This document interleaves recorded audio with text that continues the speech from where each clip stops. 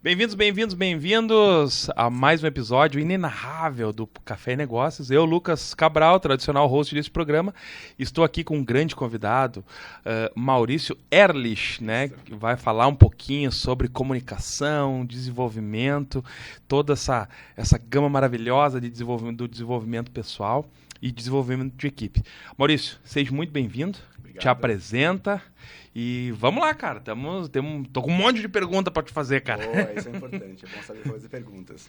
Meu nome é Maurício Ehrlich, eu trabalho com desenvolvimento humano, corporativo. Também sou celebrante de casamentos e hoje abri atualmente... Multifunções. Há pouco tempo abri uma nova empresa que é uma franquia de seguros de vida e previdência em dólar. Pá, que legal. Então quer dizer que tu pode fazer o seguro de vida e se por acaso vier faltar, vai receber em dólar. A família recebe tudo em dólar. Mas e caso você sobreviva, lá na frente você recebe também uma previdência em dólar. Sabe, cara, nós estávamos conversando ali no almoço e me surgiu uma dúvida. Ele tem cobertura internacional ou só dentro do território nacional? É uma cobertura... Ou ela é no caso, ela é específica. Independente se eu morrer na Lua, eu vou receber igual. Exatamente, vai receber de qualquer forma.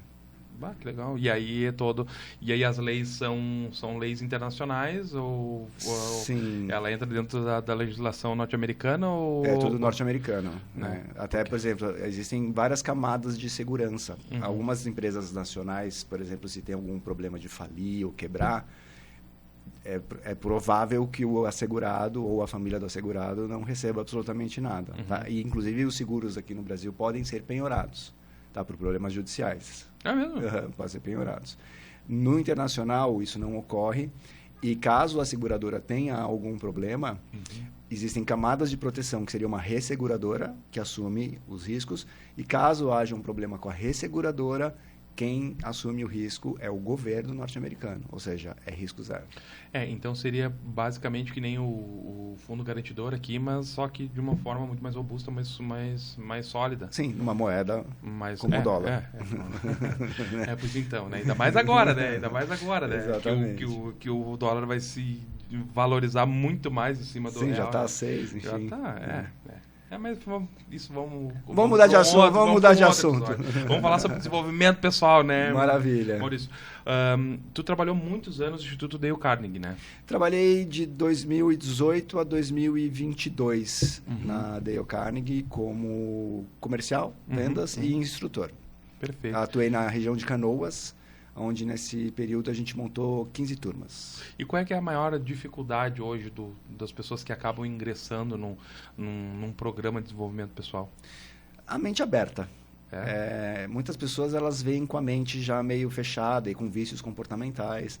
Então, no momento que você entra para um programa de autodesenvolvimento e de uma forma mais aprofundada, onde a mudança é de dentro para fora, tem que mudar crenças, tem que estar aberto para o processo. Não adianta a mente analítica entrar para bloquear o que você vai receber de instrução de fora para poder trabalhar. Então, você tem que estar 100% aberto para poder... Então, não é só pagar, então, e ir nas aulas? Não, nem um pouco.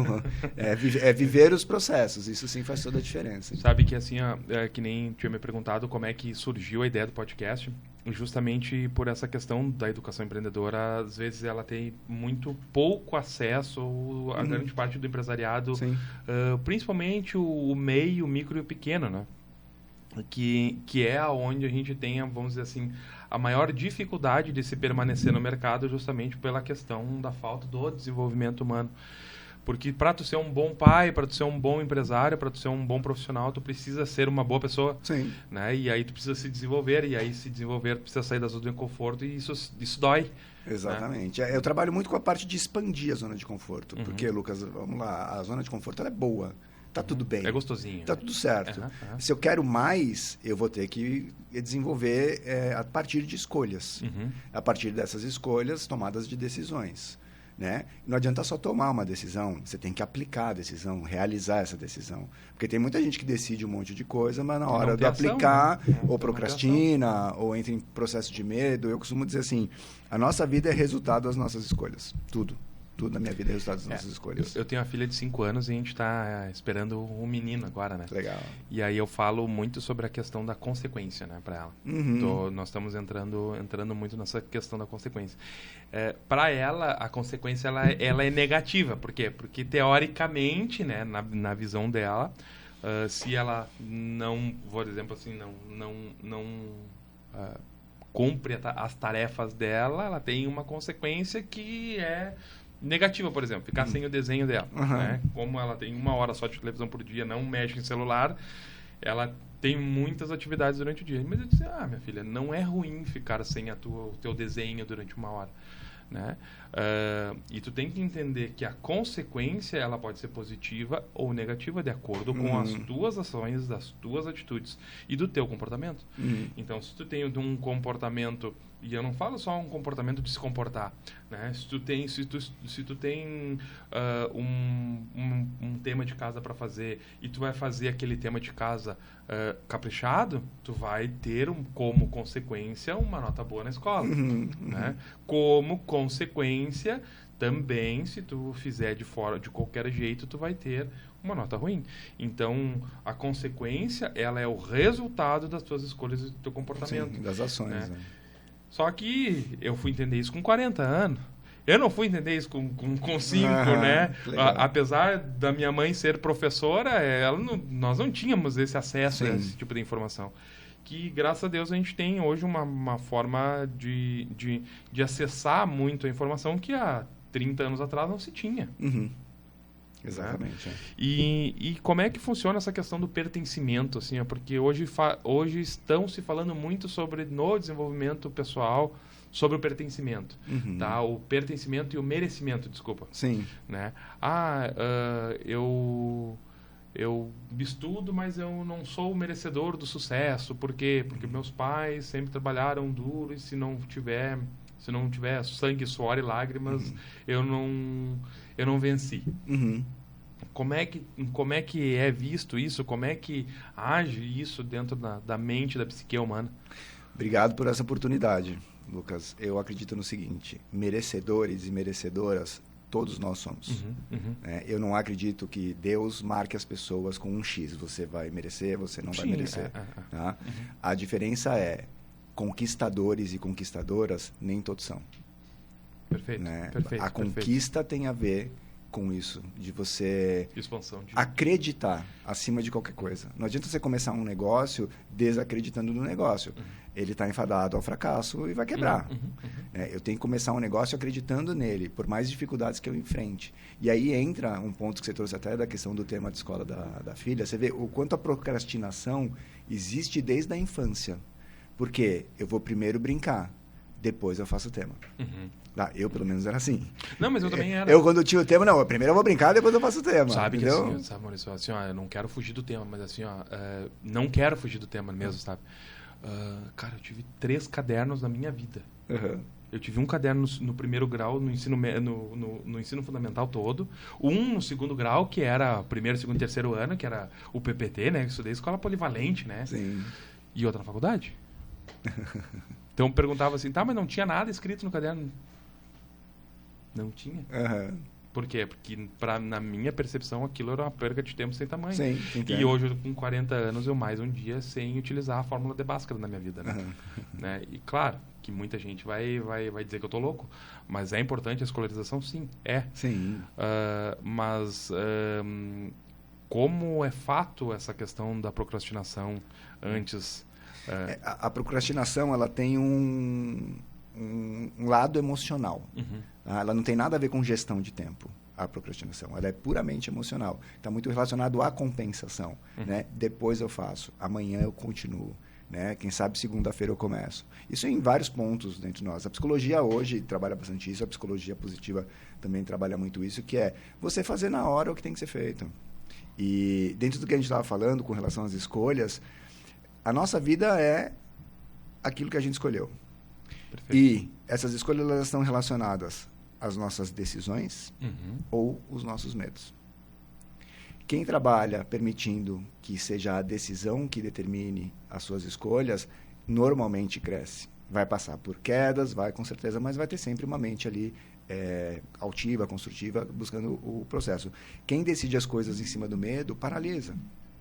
O medo, ele é um paralisador, né? Porque ele vai ativar o nosso modo de sobrevivência, que é ou fugir ou atacar, ou lutar, né? Da mesma forma. E entra uma questão que para mim é fundamental em qualquer processo, e aí entra a questão de você trabalhar a educação das crianças muito com relação a isso, mostrar o que a disciplina traz para a gente. Né? O próprio Renato Russo, do Legião Urbana, diz na música, né? Disciplina é liberdade. É liberdade. E no momento que você consegue tornar-se uma pessoa disciplinada, muitas coisas... Você vai ter que abrir mão de coisas, né? Eu conheço um empresário super bem sucedido, ele fala assim para mim, Maurício, evite as distrações. Eu, a minha vida inteira, evitei as distrações. Eu deixei de fazer muita coisa na minha adolescência. Olha onde eu cheguei. Ele chegou hoje, a empresa dele vale bilhões. Tá? Uma empresa super bem sucedida. E o cara deve ter hoje em dia 26, 27 anos. Pra você ter uma ideia. Tá? Então, ele fala muito isso para mim. Elimine as distrações. Foca no que é importante. Porque onde a gente foca, dá resultado. Não adianta você pegar uma planta e não regar. E não cuidar, e não podar, e não adubar. Né? Não, eu acho que antes disso, assim, antes de tu querer colher, né, tu tem que preparar a terra para jogar semente. Exato, e dá trabalho. Né? E dá trabalho, né? E tem o tempo de preparação, de semeadura, de germinação e de maturação, até chegar o tempo de colheita. E mudar dá trabalho. Mesmo quando a mudança é pro bom, é pro bem, vai dar trabalho. Né? Pega o exemplo assim, vamos mudar nosso podcast aqui e vamos para uma sala mais tecnológica. Perfeito. Cara, vai ter que empacotar, vai ter que trocar, vai ter que sentar em outro lugar, vai ser estranho, o lugar vai ficar diferente, essas coisas todas, mas assim, mudou para melhor. E as pessoas têm muito medo de mudar. Elas têm muito medo do desconhecido. Mas isso por quê? Por causa da ancestralidade, será? Não sei lhe dizer nesse ponto. Eu acredito que é muito focado em crenças, aí sim, tá? Crenças e paradigmas. Crenças limitantes, mas muito pelo medo do desconhecido. Mesmo quando é para melhor. Entendeu? Porque eu não sei o que tem do outro lado. Né? Eu tenho um rio para atravessar. Aqui está tudo bem. Eu vou ter que passar por um rio com correnteza. E do outro lado, o que tem? Se não for bom, eu vou ter que voltar? Então, é um ponto onde eu trabalho muito nos treinamentos, que é exatamente esse ponto. É você entender que a mudança é desconfortável. E se a gente for buscar uma estabilidade, na verdade, nada é estável, né? Em nenhum momento. O universo está sempre em constante mudança. Tudo é volátil, exatamente. E assim, eu tô falando agora, eu me lembrei, o primeiro livro que eu li foi o Quem Mexeu no Meu Queijo.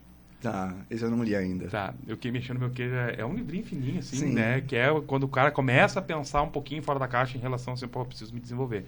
Que é justamente sobre os medos da questão da mudança. Se tu não tá crescendo, tu tá morrendo. Tá? Então, assim, que posicionamento que tu tá tomando para si? Eu tô buscando me melhorar ou eu tô morrendo? Exatamente. Síndrome de Gabriela. Nasci assim, eu vou morrer assim, né? Exato. E eu converso muito com a minha esposa em relação a isso, né? E a gente acaba trazendo mexendo em algumas feridas do passado, da nossa criação, que realmente é desconfortável. Sim. É desconfortável, mas para a gente sair do lugar, a gente precisa tomar uma decisão. Sim. E se a gente tomar a decisão de ficar parado no mesmo lugar, a gente está fadado ao fracasso. Sim, exatamente. E entra de novo nessa questão de sobrevivência, porque dá medo mudar. E vamos pegar por exemplo, né, que eu trabalho muito com treinamentos de oratória, comunicação, desenvolvimento de discursos, de fala. Você pega uma pessoa que tem... As pessoas, primeiro, assim, elas não têm medo de falar em público. Elas têm medo do julgamento. Elas têm medo de falhar em público. Sabe? Tá. Eu me lembrei agora uma coisa... Não perde da lei, né, Cecília? Nós fomos fazer o NSE, nós fizemos o NSE em Santa Cruz e fizemos aqui em Cachoeira, né? E aí foi uma rodada de negócio legal. E aí eu era o último palestrante e o meu tempo estava estourado e ia falar sobre a questão de tráfego pago, o impacto do tráfego pago nos negócios locais, né? Só que eu acho que eu não me lembro se eu tinha chegado e subido assim, em cima de um palco e pegado no microfone, né? A primeira coisa que eu me lembrei é dizer assim, as pessoas têm medo de morrer, né? E o segundo maior medo é de falar em público, né? E o meu medo era de morrer falando em público, né? Pegou os dois, exatamente. Né? Então assim, mas essa questão do falhar é uma coisa que que é o ego da gente tentando sabotar a gente, pra gente não sair de onde nós estamos. Sim. É o medo do julgamento, é o medo da vergonha, né? É o medo da cobrança, uma série de medos. Por exemplo, eu já trabalhei com pessoas com muita dificuldade de falar em público, às vezes até dificuldade de dicção. E aí, lógico, aí eu peço, frequente além dos meus treinamentos, uma fonoaudióloga. Tá? Porque aí é um trabalho que é outro trabalho, não é comigo. Sim. Agora, eu já peguei gente com muito pânico de falar em público e que hoje dá palestra. E vai com medo. Eu, quando eu falo em público, eu sinto nervosismo. Claro que eu sinto. Só não preciso dar bandeira. As pessoas não precisam saber que eu estou nervoso nesse ponto. Sim, não, e outra coisa, e o nervosismo é só na hora, né? Depois passa. Não, é nos primeiros minutos, principalmente. E depois você adquire a segurança, aquilo que você está falando sobre o que você tem conhecimento. E hoje, assim, existem várias técnicas que você pode até conversar com uma pessoa sem entender muito do que ela faz e tornar isso uma conversa extremamente agradável, né? Como você mesmo falou, eu gosto de fazer pergunta. Então, por exemplo, quando eu estou conversando com alguém que eu não entendo nada daquele negócio, da situação, ou da profissão, ou do segmento, eu sou uma pessoa curiosa. Então, eu começo a fazer perguntas. Então, ou seja, eu estou aprendendo sobre aquele negócio. E como as pessoas gostam de falar de si mesma, termina a conversa, muitas vezes eu escuto. Foi excelente a nossa conversa. E eu digo, legal, eu quase não falei, entendeu?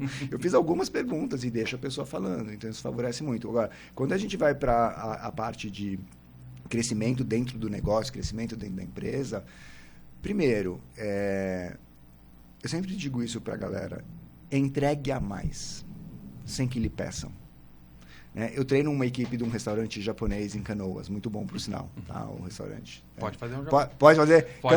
Campec Restaurantes em Canoas, um dos melhores restaurantes, se não o melhor restaurante da região do Rio Grande do Sul. Campec, então, por favor, já recebeu o jabazinho, pode mandar um combinado para nós aqui. Tá, depois a gente organiza isso. Eu treino toda a equipe deles, eu falo muito assim para eles, quem que vai crescer dentro do negócio? Quem se destaca. Quem chega atrasado, quem sai mais cedo, quem cruza os braços. Porque eu digo assim, o funcionário que tem a mentalidade de funcionário, ele funciona, né? Ele não atua. Tá? E normalmente, quando quer aumento, faz o quê? Greve. Para de trabalhar.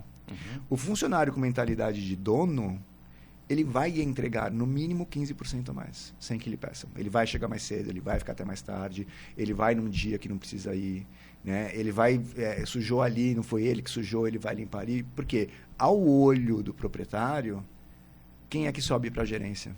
Ou quem tem mais. Ou, por exemplo, vou abrir outro restaurante. Preciso levar alguém para outro. Para treinar. Exatamente. Eu preciso levar alguém para outro restaurante. Quem vai? É o cara que cruza os braços ou é o cara que entrega mais? Não, até porque tu está criando um problema se tu não digo promover, mas se tu enaltecer aquele mal profissional, porque daí tu contamina o restante da equipe toda, né? A equipe, ela se sente desvalorizada, né? E isso eu trouxe um ponto interessante, porque eu sempre trago isso. Energia boa contagia. Energia ruim contamina.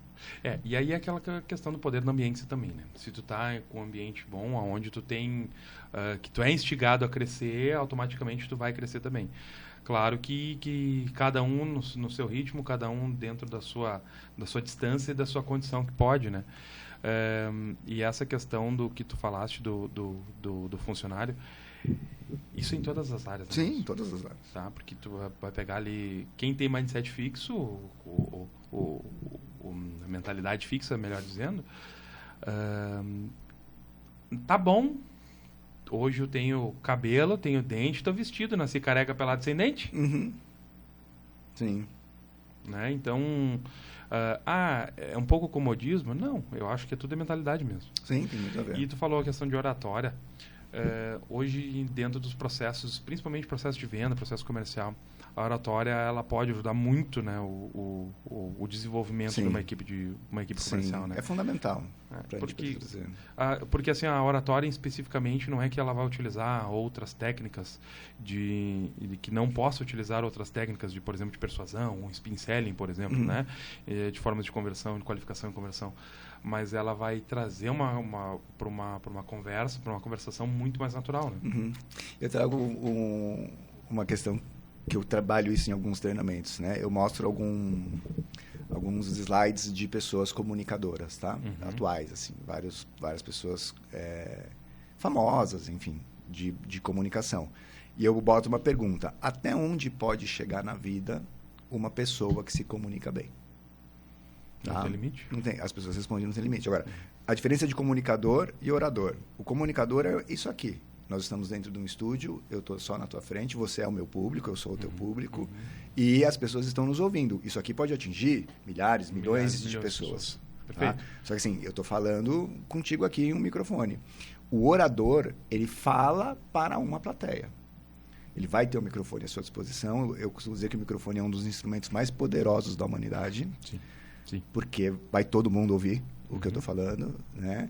E o orador, ele tem uma plateia, ele tem uma série de pessoas. Então, por exemplo, um vendedor que vai apresentar um produto com mais de 5 pessoas, ele tem que ser um orador. Tá? Com 3 pessoas, 2 pessoas, ele tem que ser um orador. Agora, eu vou gravar um vídeo no meu celular para postar no Instagram, estou mais como um comunicador. Né? E é muito legal essa diferença. Agora, o trabalho, quando a gente faz o trabalho focado em oratória, você está preparado para a comunicação também. Né? O trabalho da comunicação, a hora que você enfrentar um público, vamos ver no que vai dar, entendeu? Vai tremer a perninha. Mas a oratória, assim, é fundamental. E se a gente analisar a história do mundo, né? Os grandes discursos, Grécia Antiga, enfim, né? O próprio Jesus Cristo era um excelente orador, né? Com tudo que ele conquistou. Eu sempre digo assim, o cara conquistou o número de seguidores que conquistou sem o Instagram, né? Sem nenhuma tecnologia. Não, detalhe, né? A mensagem dele está sendo repassada até hoje, né? Há 2000 anos. Né? Exatamente. Então, isso mostra a capacidade que você tem de comunicar suas ideias. E eu gosto muito de trabalhar com a ideia de ser um encantador. Né? Você encantar as pessoas através da sua fala, da comunicação e muito do conteúdo que você traz. E aí, mas deixa eu te fazer uma outra pergunta. Dentro da oratória, ela existem técnicas, tipo, por exemplo, assim, vamos pegar a Jornada do Herói, por exemplo, né? Então, de criar, por exemplo, um teaser, que é hoje muito utilizado. Eu trago isso porque é a minha realidade, né? Da comunicação de uma forma mais comercial possível. Como é que funciona essa parte? Essa parte relacionada à Jornada do Herói, você diz? Ou Não, geral? das técnicas de oratória mesmo, né? Ou a técnica de oratória é mais voltada à questão de posicionamento, de dicção. Vai pegar as duas coisas, mas primeiro assim, ser quem você é. Tá? Não tenta criar um personagem. Que daí o carisma vai lá embaixo. Não, o personagem ele cola por um tempo, depois ele não cola mais. Entendeu? Cai por terra. Então é você respeitar muito o seu arquétipo. Né? Se você tem um arquétipo de governante, vai buscar na tua fala uma característica de governante. Perfeito. Você tem um arquétipo de herói, vai usar o herói. Do mago, vai ser o mago. E você vê hoje as pessoas que estão se destacando mais, elas trabalham totalmente conectadas e de acordo com a sua personalidade. Né? Eu li um livro há pouco tempo do Dr. Joe Dispenza, que chama Quebrando o Hábito de Ser Você Mesmo. Tá? É fantástico o livro, muito bom. E ele fala muito sobre isso, né? Que a gente tem o humor, o temperamento e a personalidade. O humor é um estado momentâneo. Né? Estou irritado ou estou feliz. Estou feliz. Tá? Estou alegre. O temperamento ele dura um pouco mais. Aí aquela pessoa que já é mais ranzinza ou aquele que eu brinco que é o irritantemente feliz. Tá? E quando você vai para a personalidade, a pessoa ela é aquilo, ela incorporou aquilo. E sim, tem como mudar a personalidade? Tem, lógico que tem. Mas aí é muita lapidação. É um trabalho. E não vai ser em 6 meses, provavelmente. Não vai ser em 2 meses? Não, provavelmente vai depender muito assim, das capacidades das pessoas. Mas leva um tempo. É uma maturação. É como um vinho bom, vamos dizer. Vai levar alguns anos para você conseguir mudar aquela característica. Porque eu passei... Cara, 95% do que tem dentro de mim está no meu subconsciente e inconsciente. 5% no meu consciente. Ou seja, tudo que eu vivi do meu 0 anos até os meus 52 anos agora, está tudo dentro de mim. Então, como eu via meu pai tratar minha mãe, como eu via meu irmão me tratar, como eu via, sei lá, minha mãe tratar o pessoal que trabalhava em casa, isso tudo para mim. Então, por exemplo, tem pessoas que tratam mal os outros porque é a natureza dele naquele momento, dela naquele momento. Ela cresceu vendo alguém tratar mal alguém. Então, para ele é normal. Não é ruim. Então, você mudar essa personalidade exige muito desenvolvimento. Pois é, e aí deixa eu te fazer uma outra pergunta. Quando tu muda isso, muda a personalidade, ela realmente é perene? Ou por exemplo, assim, se eu parar de me policiar ou de vigiar, eu retorno à estaca zero? É tipo viciado em droga. Entendeu? É tipo viciado. Vigilância constante. Vigilância constante, sim. Eu sempre digo, o muro é muito baixo. Ou você está andando na beira do abismo. Né? Porque você cresceu viciado naquele comportamento, que se tornou um temperamento, que se tornou uma personalidade. Então, legal, eu entendi que isso aqui não está me fazendo bem, olha o que eu colhi disso. Cara, vamos lá, o passado já passou, acabou de passar de novo, acabou de passar de novo, acabou de passar de novo, não vai voltar mais. Não me define, me orienta. Tá? Não vai voltar mais. Tá? O futuro não existe. Não sei se amanhã nós vamos estar aqui. Tá? Ok. Hoje, agora, existe. Então, o meu futuro eu construo com base nas decisões que eu tomo hoje. Né? Eu vou tomar decisões erradas? Vou. Já tomei várias na minha vida. Entendeu? E provavelmente a gente vai errar no futuro. Sim, com certeza. Agora, tem gente que fica pegado ao passado. E se eu tivesse feito uma faculdade? E se eu tivesse isso, aquilo? E se eu tivesse começado um curso de oratória mais cedo? O que vai mudar a vida da pessoa? Só vai piorar, só vai deprimir. Tá? E tem pessoas que vivem na ansiedade do futuro. Quando é que eu vou ser um morador? Quando é que... Cara, foca no presente e trabalha no presente, nesse processo. Hoje tem mais uma aula. Hoje tem mais um episódio do podcast. Vou assistir mais um episódio do podcast. Semana que vem tem outro. Tá? Então, no momento que é legal, eu entendi que isso não está me fazendo bem. Tá? Os resultados desse meu comportamento não estão sendo legais. Para mim e para outras pessoas. Quando eu estou fazendo mal só para mim, o problema é meu. Mas quando eu começo a interferir na vida de outras pessoas, aí o papo é outro. Entendeu? Aí, no momento que eu aleguei, fiz um trabalho, busquei um treinamento, busquei uma terapia, estou lendo um livro, comecei um trabalho de autotransformação. Mudei. Qualquer coisinha que aconteça, eu posso cair naquele comportamento de novo, porque eu estava viciado naquele comportamento. Então, aí é o só por hoje do comportamento que eu digo, entendeu? Só por hoje eu vou continuar sendo mais... vou continuar vigiando. Bem-humorado. Só por hoje eu vou continuar sem reclamar de alguma coisa. Porque o ser humano é um bicho muito curioso, né? Hoje de manhã foi incrível. Eu estava conversando com um empresário que algum tempo atrás estava reclamando para mim que estava com pouco trabalho. Agora está reclamando. Agora está reclamando que está com... Fizemos trabalho, treinamos equipe, potencializamos equipe, contratamos gente nova e tudo. O cara está bombando. Hoje ele reclamou para mim que está com muito trabalho. Aí eu brinco, o papai do céu tira. Entendeu? Porque as pessoas parecem que nunca estão felizes, cara. Né? Elas estão sempre querendo... Eu acho legal querer o algo a mais. Eu gosto de desafios, eu gosto do querer o algo a mais. Mas, assim... esteja satisfeito com aquilo que você conquistou. Naquele momento. Isso, porque é uma conquista. Né? Porque tem gente que tem dificuldade de comemorar. E tem muita equipe de venda que tem dificuldade de comemorar. Tem equipe de venda que adora tocar o sininho. Por exemplo, eu fiz um trabalho numa empresa que tinham alguns que tinham constrangimento de tocar o sino. Eu digo, como assim, cara? Você fechou uma venda, vai tocar o sino, pelo amor de Deus. Não, é que eu fico meio sem jeito, sem graça. Eu falei, cara, não dura muito na empresa. E, de fato, não dura muito na empresa. Sabe que, assim, eu fui vendedor de concessionária na época que... Não dá pra falar, mas quem já assistiu algum outro episódio, eu já comentei. Eu fui vendedor da Peugeot na época que tinha 206 a mais ou menos uns 60 mil, tá? Mais ou menos a versão mais topzinha. Né? Então, 56 mil e uns quebrados. Mas a versão pé de boi, né? O basiquinho custava 30. Né? Nós estamos falando isso aí em 2006, 2007, né? 2009, implementaram o tal da sineta. Tá. Né? E aquilo, para alguns vendedores, aquilo ali foi uma ofensa. Tá vendo? Para outros, foi o máximo. Tanto é que, assim, nessa época, eu fui 2 vezes consecutivo o melhor vendedor do Regional Sul. Né? Então, pega ali Paraná, Santa Catarina e Rio Grande do Sul. Olha só. Daí o pessoal fala, né? Eu não posso falar dos franceses, porque eu gosto muito do carro francês.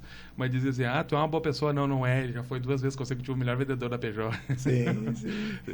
Ó, reforçando, não estou falando mal da marca. Por quê? Porque eu gosto de carro francês, né? Sim. E até a questão do sino, eu tenho um desenvolvimento que eu faço, que é uma imersão, que eu faço o efeito reverso do sino. Aí é o sino do Tropa de Elite, é o do pede para sair. Entendeu? Porque é uma imersão mais pesada, aprofundada, mais comportamental, e tem gente que fica muito incomodada, aí que tá ok, pode sair a hora que quiser. da imersão. Mas se tu sair, tu tem que Mas tocar se sair, tem que tocar o sino. Então, de vez os caras ficam olhando o sino assim, olhando o sino, aí olha pra cá, e olha o sino e resolve ficar. E ok, ficou, vai ter o seu processo de desenvolvimento e transformação. E não é uma coisa que eu digo mágica, porque nenhuma imersão vai mudar alguém. Perfeito. Tá? O processo começa, inclusive, quando acaba a imersão. Porque aí é o dia a dia. Aí a pessoa ela tem que buscar manter e estruturar aquelas mudanças que ela percebeu durante a imersão no teu cotidiano. Porque você vai sair dali, você vai voltar para sua casa, você vai voltar para o seu escritório, você vai voltar para sua empresa, para sua fábrica. E assim, e o ambiente familiar, se vocês não, se a gente não está buscando junto, é muito mais difícil, né? Sim, com quando certeza. Um só está buscando desenvolvimento. Com certeza. Isso influencia muito. Agora, quanto tempo a gente fica no trabalho? Quanto tempo a gente fica em casa? Às vezes a gente fica mais a gente no convive trabalho, mais com as pessoas do trabalho do que com as pessoas de casa. E eu digo, as pessoas de casa não tem nada a ver com o que acontece no meu trabalho. Porque às vezes você chega irritado, a mulher te dá bom dia e você diz, só se for pra ti. Entendeu? Não tem nada a ver. E uma coisa que eu trouxe ontem numa palestrinha que eu dei, eu falei assim, ó, tudo que você tem na sua vida, tudo material que você tem na sua vida, veio da onde? Veio do seu trabalho. Veio do seu trabalho. Então, honre o seu trabalho.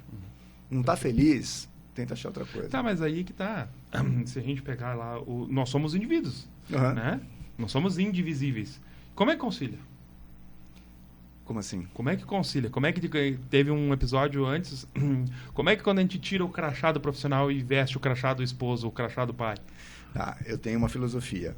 O mesmo Maurício que está aqui com você fazendo esse podcast bacana é o mesmo Maurício que dá os treinamentos, é o mesmo Maurício que frequenta as empresas, é o mesmo Maurício que frequenta a casa.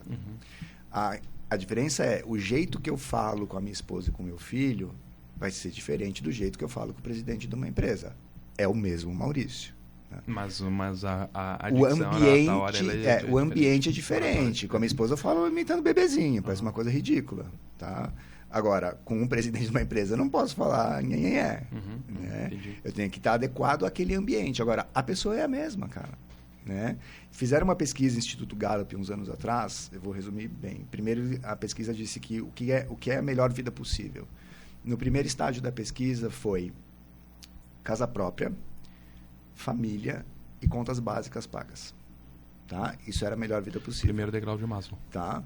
Depois fizeram a pesquisa, caiu por terra isso, era bem-estar, liberdade e poder de decisão. Tá? A melhor vida possível. Segundo degrau de Maslow. Segundo degrau de Maslow. Terceiro etapa da pesquisa. Fizeram a pesquisa, de novo. A melhor vida possível se tornou o quê? Um bom trabalho. The great job. Um bom trabalho. Porque se eu estou num bom trabalho, com a minha energia de ir para um lugar que eu não gosto, que eu ganho mal, que eu sou explorado, que, bem, foi uma escolha minha, né?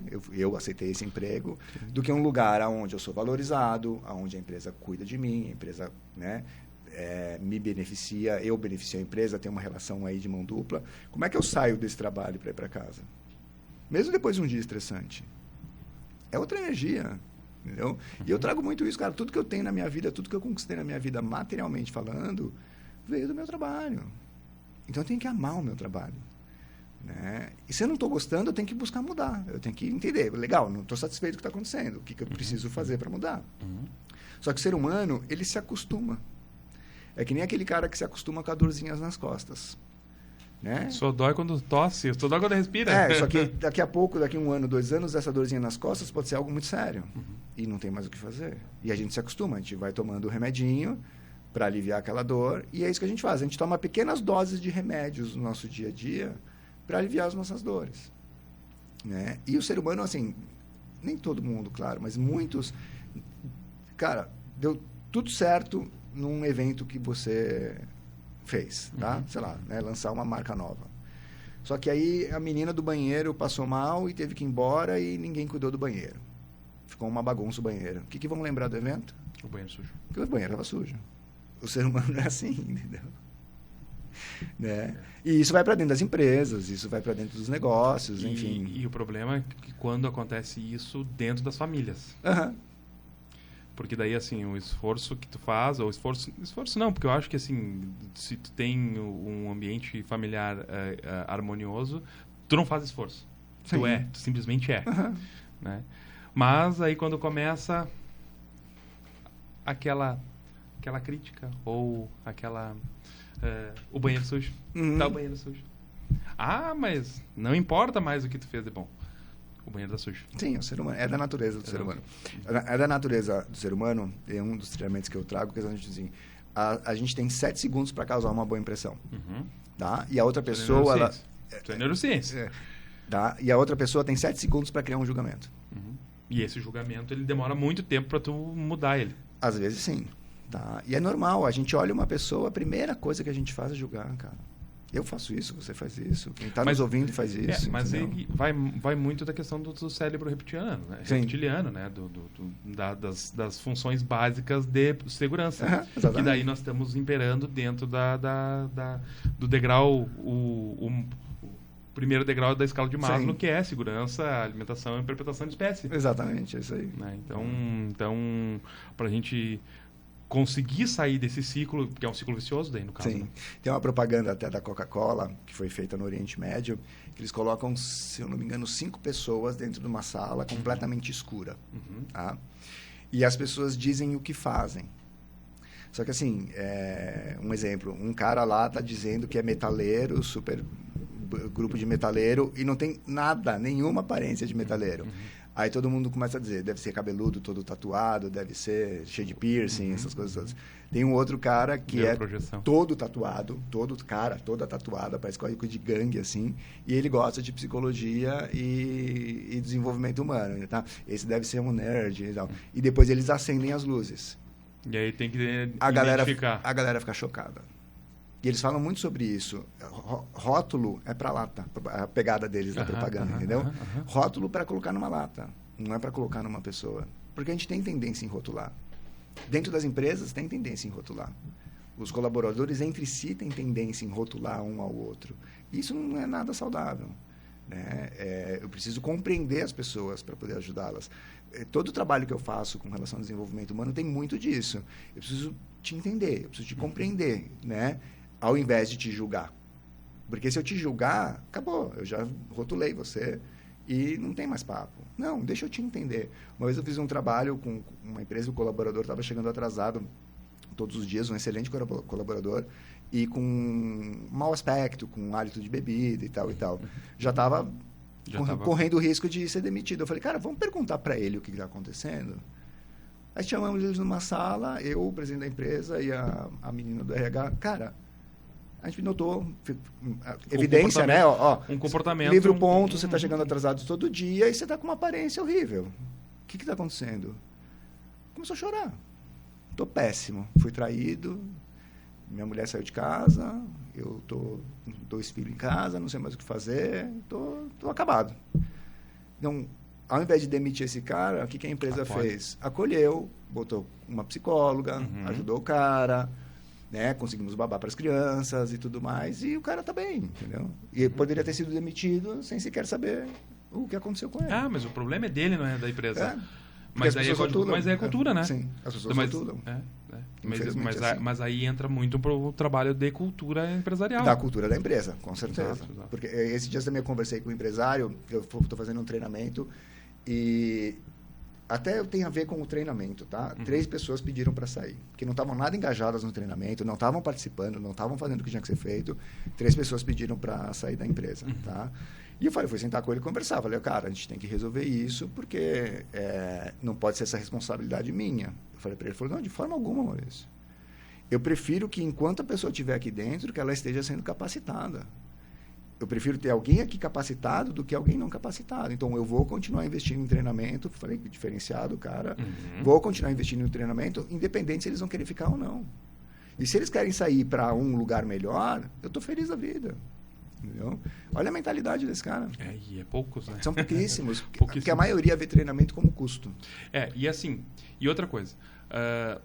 Qualifiquei, capacitei meu funcionário, o funcionário ficou bom, saiu da empresa, pegou o meu dinheiro e abriu uma concorrência.